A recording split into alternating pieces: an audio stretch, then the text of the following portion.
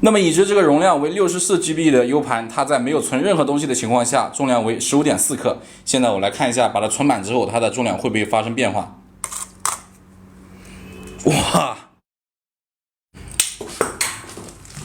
我手里是一个我们工作生活经常用到的 U 盘，全新的64GB。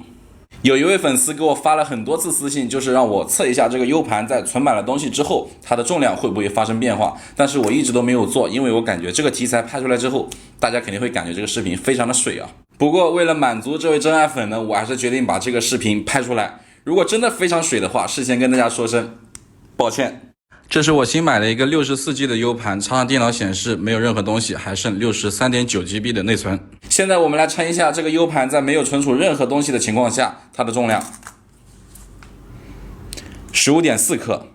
在称出它的重量之后，我们把它插到电脑上，然后用我电脑里面珍藏已久的电影来填满它。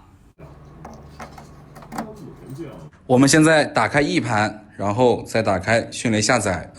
等一下，我打个马赛克先。接下来就是漫长的等待，等我这些珍藏的电影完全存满 U 盘。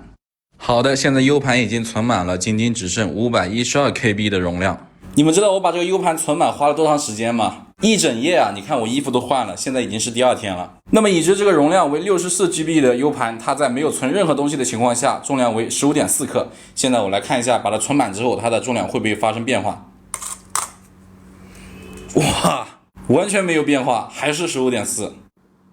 那么关于这个问题，我也在网上搜索了一下，几乎100%的回答都是说 U 盘存满东西并不能改变它的重量。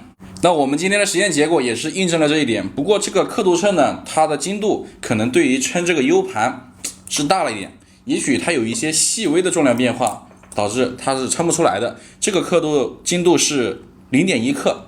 我打算买一个精度更高的秤，再做一次实验。那么好了，今天的视频就到这里，我们下期再见。